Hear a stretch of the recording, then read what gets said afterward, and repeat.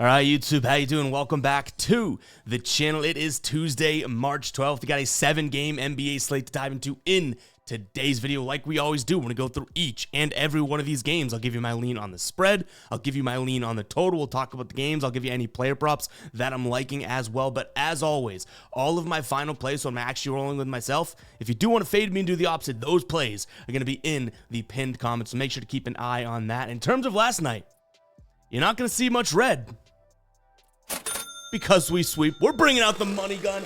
Let's go. 3-0 night. Mavs minus 3.5. No sweat. Vaseline Micic. We had to sweat that one out, all right? But it was a plus money hit. And then we had Kelly Olynyk under 7.5 boards. That one honestly didn't look like it was going to hit, but then it hit. And we have a 3-0 night. Let's pump some crowd noise. Smash the like button for the sweep, guys. And yeah, the fun does not stop there. We're also looking at a win for the ride of the day. Another cha-ching. The soundboard is getting abused in this morning's video here. But we have Kareem coming in with Darius Garland's over 32.5 PRA. Garland made it easy with 30 points. And I think he finished with 37 PRA. So you know what? Abuse it once more. We'll hit that cha-ching button there. But what a nice night for us and the ride of the day. Let's carry it into today. Let's get to these games. And we're starting it off with the Knicks taking on the Sixers. Right now, Knicks 6.5 point favorites at home. Total sitting at 209. These two teams just played a couple days ago. It was in New York, and the Sixers won this game 79-73. What a low scoring game, and obviously hence why this total is so low as well, right? But we do have some injury news to get to. Tyrese Maxey looks like he's going to play. He is listed as probable. And then OG Anunoby also on the potential to play here for the Knicks. So both teams could be getting back a big piece here.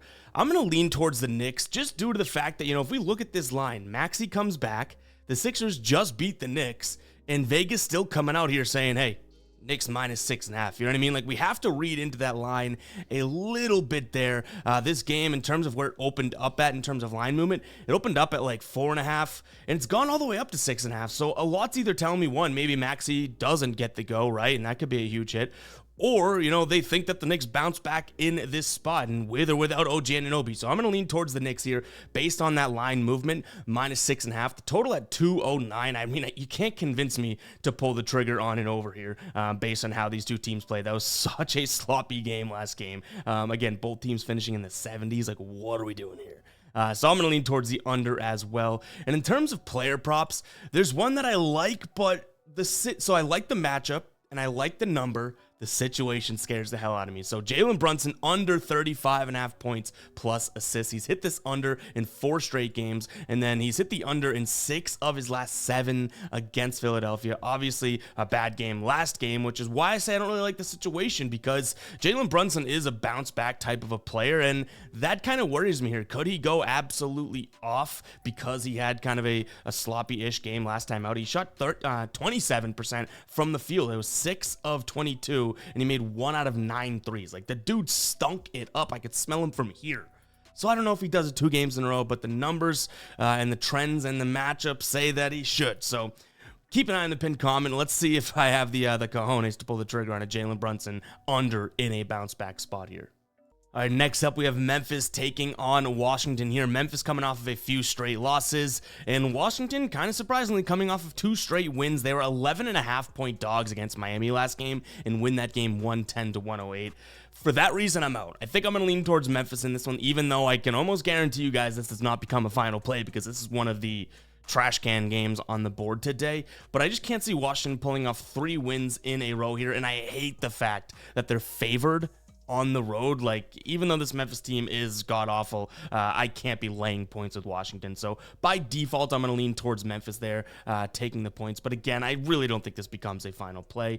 I could see this being an over type of a game. Yes, Memphis, plays with a slow pace and everything like that, but Washington is a fast-paced team. In the last 10 games here, the fastest pace in the NBA, and it's almost like they've been waiting for one of these low-scoring totals. All of their games as of late have been 239, 240, 229, 225. It's like we finally have a game in the two teens there, 219.5 from a total perspective, in which I do think that they can go over. They've gone over that in 7 of their last 10. The problem is Memphis has gone under in 8 of their last 10. So if Memphis controls the pace, and I did lean towards Memphis on the spread, right? Memphis controls the pace, this will slow down, but I think it's hard to slow down a game with Washington playing because of how, I guess, the lack of defense and just, again, the pace that they'll play at. So Memphis, even though they don't like transition, will be able to score with ease in transition if they decide to do so, or if they need to do so at any moment. In terms of player props here, there's one trending play that I don't necessarily hate, but I don't think I'm going to ultimately pull the trigger. Again, guys, this is not the best spot on the board. You have 7 games on NBA's slate today. Let's be smart about where we pick and choose. Like, do we really need to be looking at Memphis, Washington? Probably not, but I like to break down every game, right? I don't mind some Kyle Kuzma action, though I don't love the matchup. The dude's been trending. So points-wise, he's hit his over 24.5 in 4 of his last 5 games and in 7 of his last 10. And I actually like his points plus assists a decent amount as well. He's hit that in 8 of his last 10 and in 5 straight games. The issue is he's never really even come close to that line when playing Memphis. So it is a little, misleading to be like, oh, I like that spot. But if he can go out there and get you 4 assists, I think that helps his number drastically, because he has been going off from a points perspective. But yeah, keep an eye on the pinned comment. That doesn't have the strongest chance of being a final play, because 1, we're betting on a bad matchup, 2, we're betting on a bad game, and 3, we're betting on Kyle freaking Kuzma if that's the case. Guys, before we do jump into the rest of the slate, I wanted to talk to you about Sleeper. You've seen it before, but if you haven't, make sure you sign up today. They have a free Giannis square right now, knocking his points line down from 30.5 to 0.5. If you don't know what Sleeper is and it's available in your state, I highly suggest you check it out. I have a link in the pinned comment. You're gonna get your first deposit match. You can throw in $100. They will match it. You'll have a new account balance of $200. I think they're even still doing the $500 match, which is absolutely crazy. If you want to go cheapo, throw in 25, throw in 50, whatever you put in, they will double it, and you'll have a new account playable balance of that number, and you get this Giannis free square for new users today. If you don't know what it is, guys, you pair 2 or put 2 to 8 players in a player prop slip. The more you win, the more you get paid out. What's cool about Sleeper, I always tell you guys what I really like about them and how they are unique, is the fact that each and every play you put into your slip has its own unique multiplier, so they don't follow a fixed payout structure like a lot of apps out there. Each and every slip you create could have its own multiplier, which is really, really cool, guys. Go ahead and check it out. Again, if it's available in your state, you are absolutely missing out if you are not on it. Go check out Sleeper. Link in the pinned comment. Or if you just want to download the app, the Sleeper Picks app, you can use code GUYBOSTON. It'll get you the same deal, 100% of your first deposit matched. Go ahead and check it out. I'll jump into the rest of the games here. All right, third game on the slate, we have OKC hosting Indiana here. OKC laying 7 points at home. Total sitting at 240 in this one right now. Williams is on the injury report here. Jalen Williams for the OKC Thunder, so keep an eye on that. No other major injuries to note in this spot as of right now. This is a big spread. I think a lot of people, can kind of rationalize looking at Indiana's spot because of how big that number is. I don't necessarily see it. I think OKC, they can play slow, they can play fast, they can D up, they can score. Indiana really is just kind of like a run and gun team right now. So I do think that the Thunder are a little bit more dynamic here, and if they want to play transition basketball with the Pacers, they can easily do that. If they want to go and say, okay, we're going to make it tough for the Pacers, slow things down, they can do that as well. So I'm going to lean towards the Thunder minus the 7 points. I think if we were to pull the trigger on this, I might pay a little bit more juice, maybe get like 5.5, or even if we can rationalize it, 4.5, knocking that number down a little bit, because again, like I started, that is a fairly big number. This is an OKC team, though, that obviously is a great team against the spread, second best in the league this season. In terms of when they are at home, they're covering nearly 70% of games this year as well. So you gotta love to see that, right? So give me OKC in this spot. Maybe it's the chalky pick, or maybe a lot of people are seeing this saying, wow, that's a lot of points to give Indiana. Sure. In terms of a total, I'm going to lean towards the under here because, again, I do think that if OKC needs to shift sort of what they're doing to win this game, and again, they're 7-point favorites here, I do think they have the ability to go a little bit slower, and their transition defense on the season is pretty good. In transition opportunities and possessions here, they're only allowing a 51.7% field goal percentage, which is really good in transition. And if Indiana really wants to run on them, they're going to have to work hard to try and score in transition. So I do like the under in this spot. I think it slows things down a little bit here. In terms of player props, so I have one play or one player that has a couple plays. If you're on pick'em apps, like Sleeper, Prize Picks, that type of thing, Lou Dort over 1.5 threes seems like it should be a really good play. In terms of 1.5 threes, he's hit that in 65% of his last 20 games, and he's hit it in 60% of games this year. If you're on normal apps and normal books that don't offer that 1.5 because it's insanely juiced, Lou Dort over 2.5 threes for plus 154 odds over on FanDuel could be the move. You get some value there. It's plus 140 on DraftKings, plus 140 on MGM, plus 123 on Caesars. You're getting plus 154 on FanDuel. Now, is it crazy for him to make 3 threes? A little bit. He's done it in 6 of his last 10, though. But in his last 20, 40%. On the season, only 34%. So, yeah, he's done it in 3 of his last 5, 6 of his last 10. Like, as of late, he's shooting more. But I do think that, you know, from the corner, where there's an Indiana weakness on the defense, and Lou Dort shoots the second most corner threes on this Thunder team, only behind Carson Wallace per game. So I do think that this could be a spot for him to maybe get, you know, 4 or 5, maybe 6 attempts. And if he's shooting well, you know, maybe he throws in 50% of those, right? Again, we're looking at a plus 154 odds play. Like, I'm not telling you guys it's a lock. This could be a flyer, but it could be a flyer that's worth it. And by the way, guys, I don't think we said it at the beginning of the video because we were pumped for the sweep and the ride of the day cash. But if you don't know what the ride of the day is, it's simple. All you got to use is hashtag ride of the day in the comments like Kareem did here. And I'm jumping on board with one person's pick in the comments, giving you a shout out in the next video, win or loss. If you hit like Kareem did, we look to ride with you again the next day. So looking for what Kareem has for us today. But I'm also giving you a shout out over on my Instagram at EvPicks, as well as my Twitter. That's the main place of the shout out at EvGuyBoston. Both those will be rotating in the bottom left of your screen here, so make sure you follow me there. We're posting a lot more short form content, player prop action, stuff like that over on Instagram as well, so make sure you guys are following me there at EvPicks with a Z. But yeah, all my socials will be rotating right here as well. But I wanted to jump in and explain the ride of the day because I know most people know what it is, but I think we got a little bit excited at the beginning of the video with money flying everywhere and everything like that. But all right, let's jump back into the slate here. We're looking at Houston traveling to San Antonio, so I guess it's not that big of a travel day. But right now, San Antonio at home getting 4 points, total at 222.5. The only play that I could see myself maybe making a final play here would be the over 222.5. This is a Houston team. I've said it all year long, right? When on the road, I really don't trust their defense as much as, you know, I could throw them. And Alpi Sengun now out. That was a rough blow to them, right? Like, that is absolutely tough to see. I thought he was going to be a lot more hurt. Now he is, I mean, it is a pretty serious injury. I think it's a severe ankle sprain, so I'm not necessarily sure how long that'll be, but then he also like bruised his right knee, the right knee bone. So that's really, really tough. And I just don't think that this team's going to be the same either mentality wise, gritty wise, anything like that. So I like the over in this spot. You do have San Antonio on a back-to-back here.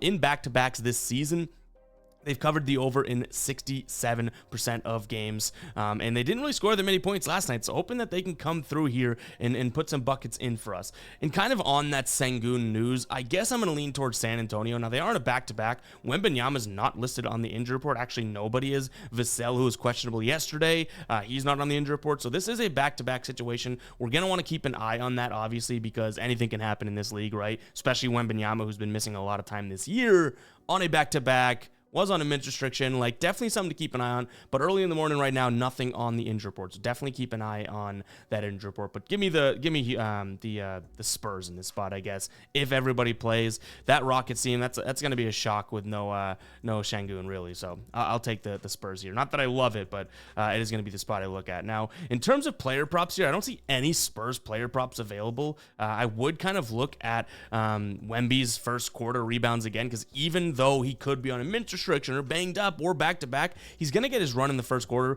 We cashed that yesterday. Shout out to the stream. We went live, and that was one of the picks that came out of it. But I'm kind of waiting on seeing that. As of right now, I don't really love anything on the Rockets side of things, mainly because we don't know exactly how these dudes will play without their best player on the floor, right? So why force something player prop wise in one, a pretty rough game, and two, in a spot in which we have a lot of question marks. So I'm probably skipping player props in this one unless we can snag that Wemby over 2.5 rebounds in the first quarter. All right, we got Utah taking on Boston. Tons of injuries to keep an eye on in this spot. Lauri Markkanen is a no-go. Drew Holiday and Kristaps Porzingis, both game time decisions here in this spot. So we're going to want to keep an eye on that. Those are obviously two huge plays there. Kristaps been out for a little while, but the Celtics coming off a nice win last night, 121-99. This is a terrible spot for them on the road, late night back-to-backs, you know what I mean? Like, definitely not the most favorable spot for them whatsoever, but their starters didn't go, like, totally balls to the wall. Jalen played 32, Tatum played 35. Like, these are guys that do play a little bit more in close games, so maybe they do have, I guess we could say, a little bit of rest. I don't really want to say 35 minutes last night is, you know, restful, but I'm not going to sway this too much based on the back-to-back, I guess is what I'm saying. Last time these two teams played, the Celtics won 126-97. I think that they win this game. 6.5 points is a lot, but I'm going to lean in that direction. I just haven't been able to trust the Jazz as of late, even though they've covered in 3 of their last 4. Their 3 covers were Miami, Washington, Chicago. No one as good as the Celtics, and then they played a team that's on the Celtics level, Denver beating the Celtics, right? They lose 142-121 a couple nights ago. So it's like Utah plays these good teams and it gets a little rough for them. Now, they are at home. I'll give them that credit there. On the season, they've covered in 67% of games at home. Like, they're truly a home team, so I do want to give them that credit. But Celtics on back-to-backs this year have covered in 60% of back-to-backs, so very interesting to note that. So I'll lean towards the Celtics. In terms of the total, I like the under. I think that's the way the Celtics win this game, is slowing down the Jazz a little bit. Now, is this going to be a low-scoring game? Most likely not. It probably finishes at 229, 230, 231, so very, very slight lean towards the under, but it is going to be the direction that we lean in. Now, in terms of player prop, I do like this spot, and I can't believe I'm saying the word assist and name Jordan Clarkson in the same sentence, but Jordan Clarkson over 4.5 assists for plus money right now over on DraftKings, Caesars, and BetMGM. I do think that this is a decent look for him. Now, in terms of games in which he's played, in his last 10, he's played over 30 minutes per game, right? When he plays 30 plus minutes on the season, he's cashed the over here in 68% of games. He's had 3 double-digit assist games, and in his last 10 games, he's had 11.1 potential assists. So call him a ball hog all you want. The guy has been passing it a decent amount as of late. And 4.5 assists for a guy that gets as much usage as him is not like that crazy. Like, he's landing on 4 assists plenty as well in games in which he does not cover this. Now, I guess we could say from a matchup perspective, Jordan Clarkson coming off the bench, we can call him, I guess, you know, he's going to play a lot of minutes, but coming off the bench, we can call him a shooting guard.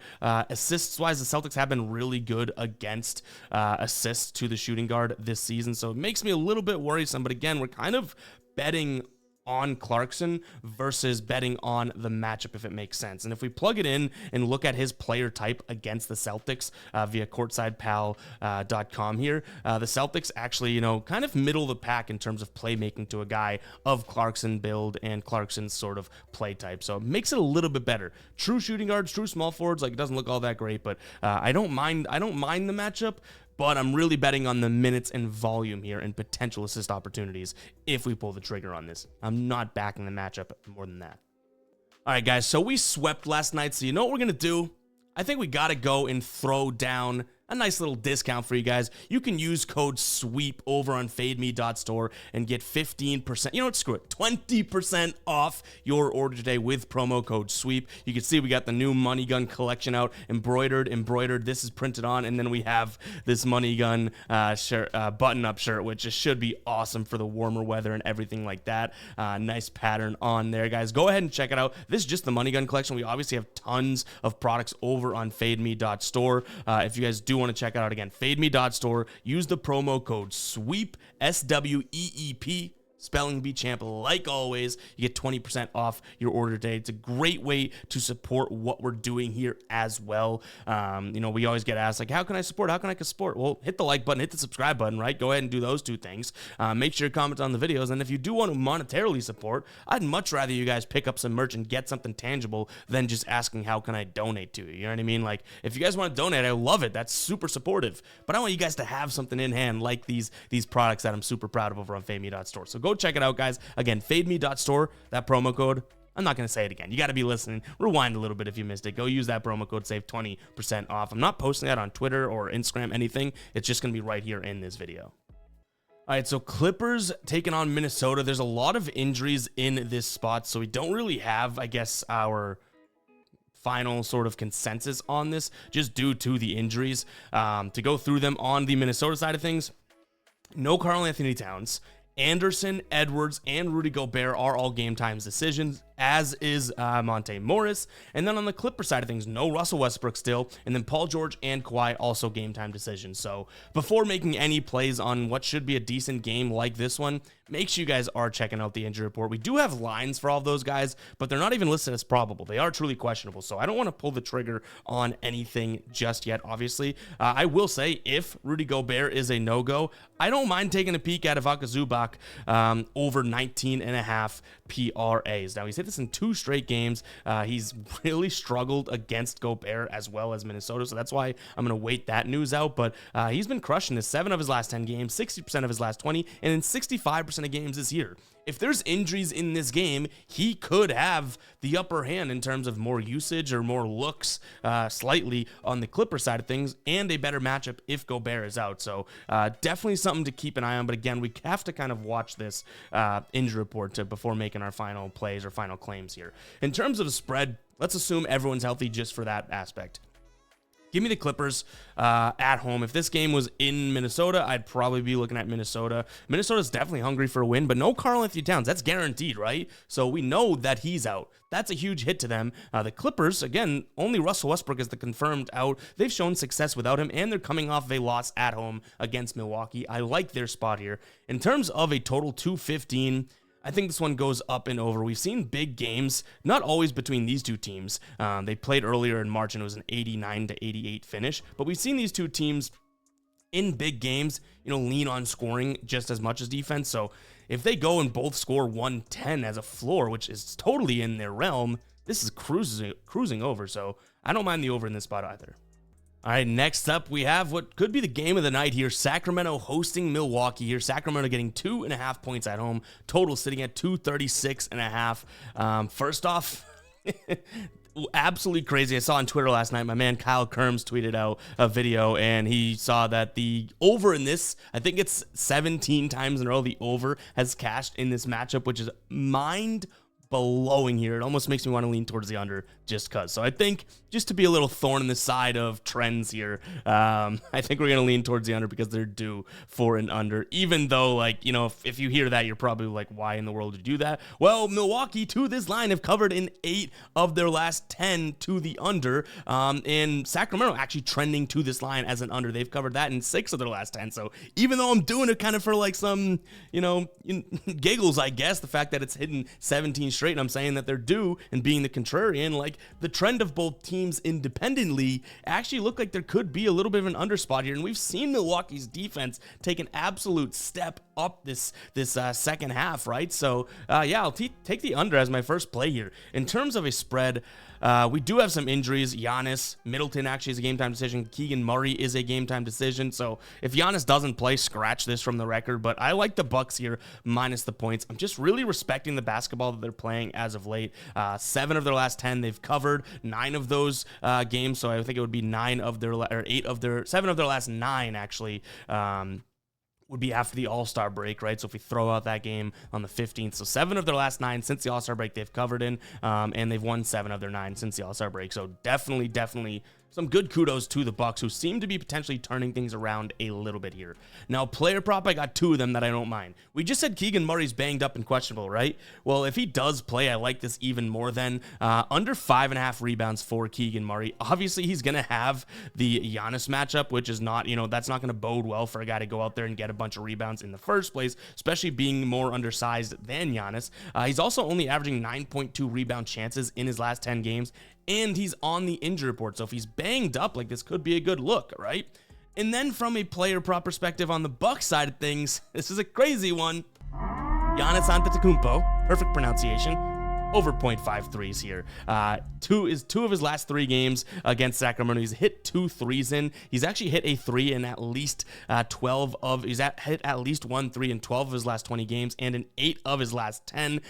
So the guy's looking to shoot, because if you're watching Bucks games, these guys are daring Giannis to pull the trigger, right? Well, Sacramento really struggles at covering that perimeter too. I don't see any reason why they would get up in his face, because they want to give him that space. You'd rather Giannis shoot a 3 than come at at you full force with the spin, right? So I think they're going to give him a few opportunities. He should get a couple looks. He's just got to make one. So, yeah, a couple, like, I feel like what could be fluky picks there. The under, as well as Giannis making a 3. But nonetheless, guys, that's going to wrap it up for today's show. If you did enjoy it, hit that subscribe button, hit that like button as well. Let's troll with the guppies here. If you made it this far into the video, you heard the promo code that we gave you for the store, go ahead and comment it right in front of everyone's face, but they won't know what it means unless they got to that point in the video. Comment sweep in the comments showing me that you made it this far into the video and that, you know what? You ain't no guppy, all right? No guppies making it this far into the video. I love seeing, I know I sound like a broken record, but it kind of shows you that I'm genuine in how excited I get. I love seeing the recurring names and the usernames and names that I recognize saying sweep or, you know, 17, whatever we say at the end of the video. That, like, makes my day. And I love it when someone's like, why are you saying that? It's like, dude, egg on your face. If you know, you know. But guys, that is going to wrap it up for today's show. Hope you guys did enjoy. FYI, probably should have started this, stated this in the beginning of the video, but the rest of the week's videos may look different. I might record tomorrow's video tonight because I'll be on a flight at 4:30 a.m. Yikes. Heading down. I'm traveling, but we will have some content coming out, but we'll probably have an on-the-go setup coming up in the next few videos. Maybe tomorrow's will be able to work. Maybe we can record it tonight after the game, something like that. But wanted to give you guys that heads up. We'll catch you guys in the next one, all right? Peace out.